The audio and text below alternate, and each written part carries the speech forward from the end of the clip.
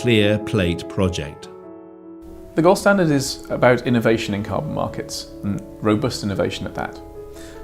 We're very keen to influence the way that compliance markets around the world behave.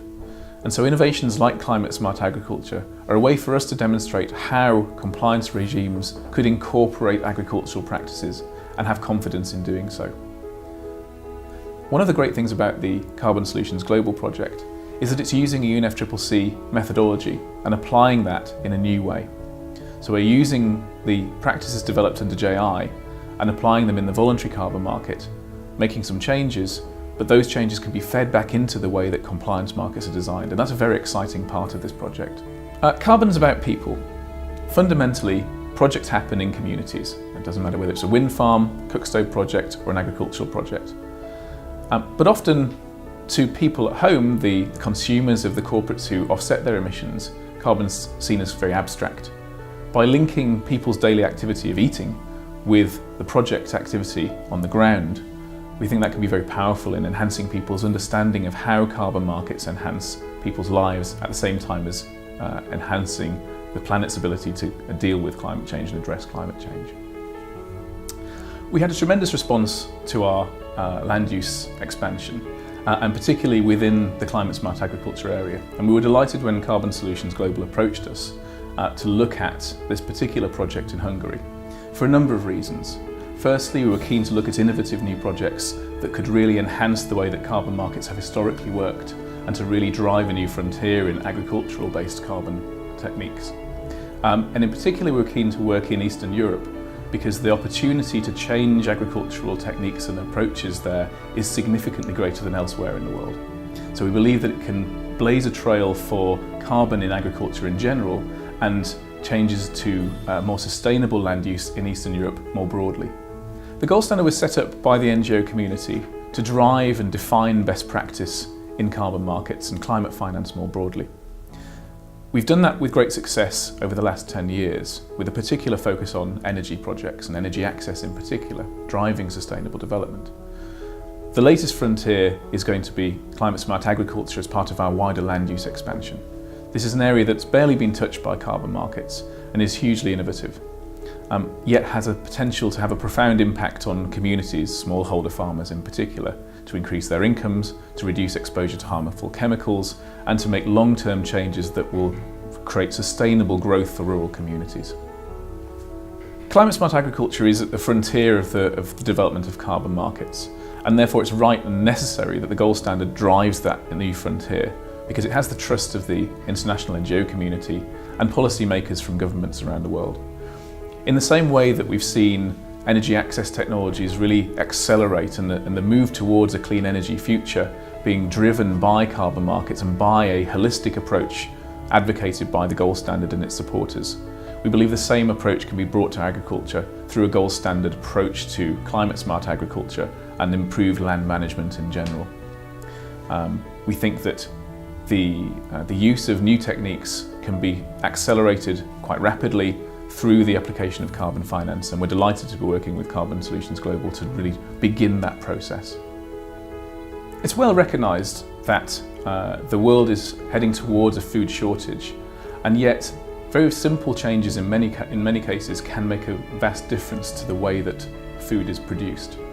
Often we look at agricultural changes as needing to be about intensification of farming, about extra chemicals, about changes to the way crops are designed even.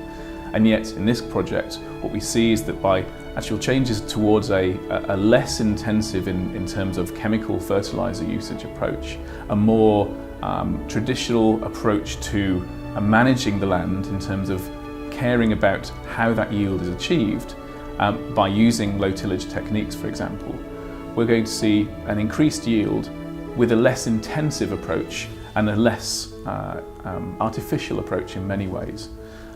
Those changes are changes that can be carried out and undertaken year in, year out over generations.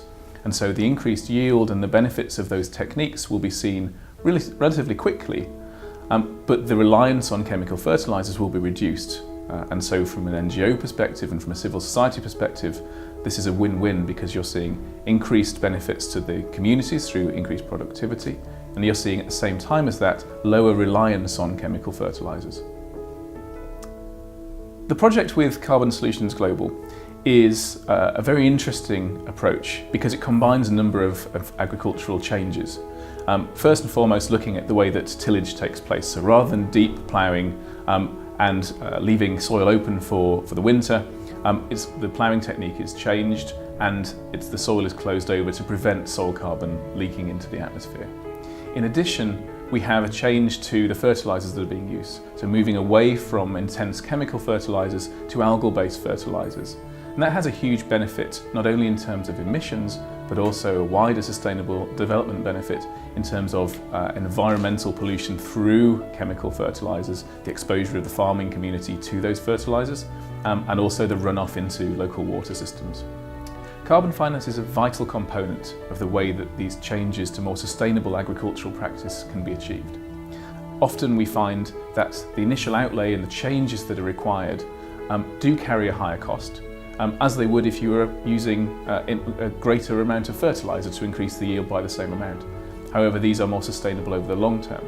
What we require therefore is upfront financing through the sale of carbon credits associated with these changes, and the trust that the gold standard brings to that process through the review of the project, involvement with the design of the project, and ongoing verification that the changes have actually taken place and the benefits are actually being seen is vital. And that means that the buyers of carbon credits from projects such as this can have confidence that the changes are taking place and that the real benefits are being achieved that are being marketed to them. And that trust is a vital way that carbon markets generally can be expanded around the world.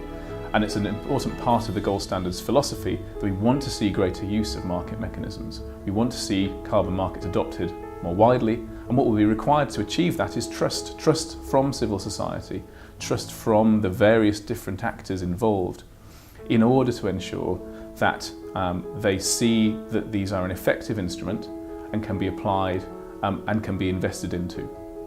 For corporates, carbon crediting is a vital part of a carbon management strategy, because however much focus you have internally on reducing emissions, there will always be an outstanding balance of emissions, and it's important to address those through the offsetting mechanism. Projects like this allow corporates to use that and benefit from the wider sustainable development benefits that the project delivers, and to associate themselves very closely with changes that affect people very profoundly. So buyers of credits from this type of project can really see the effect that their investment has on communities. They can know that although the credit itself has environmental integrity, it achieves so much more. And that marketing opportunity to them to associate themselves with changes in a particular country, among a particular community, is a vital part of how they can communicate the benefits to their own clients. Carbon markets are the ultimate in results-based finance. Over the last 10 years, it's really been demonstrated that through a robust methodological approach, you can drive finance into a particular activity and have confidence that that income is being maximised in the development of a project activity. So rather than financing an input, you're financing an outcome. And carbon is the best possible way for a corporate to achieve confidence in the way that it uses its CSR funding. Not only because it has verified outcomes, so you know that what is being delivered is what has been described to you, but also because though that ton of carbon is achieving a range of other benefits. Under the gold standard approach, we're actually measuring those benefits, identifying what those wider sustainable outcomes are, and recording those. It's just as important to the delivery of a gold standard credit that those sustainable development outcomes are achieved as the emission reduction itself. The gold standard is all about driving best practice and innovation in carbon markets, defining what can be achieved and showing that it can be done in a robust way. We like to break new ground, and in this case with the Carbon Solutions Global project, we're collaborating to do something really quite unique in the market. And we think that's quite an exciting opportunity for buyers of carbon offsets who are familiar with the approach and who really want to associate themselves with innovation within these types of market. And to be able to communicate something new about a project. Everyone understands trees, everyone understands wind farms, and agriculture is a new frontier in carbon markets. The gold standard is the right organisation to drive trust in how agricultural carbon can be used, And it has a whole new set of benefits associated with smallholder farmers and very poor communities in Eastern Europe in this particular case. So we think that will be deeply attractive to buyers. Adrian Rimmer, CEO of the Gold Standard Foundation.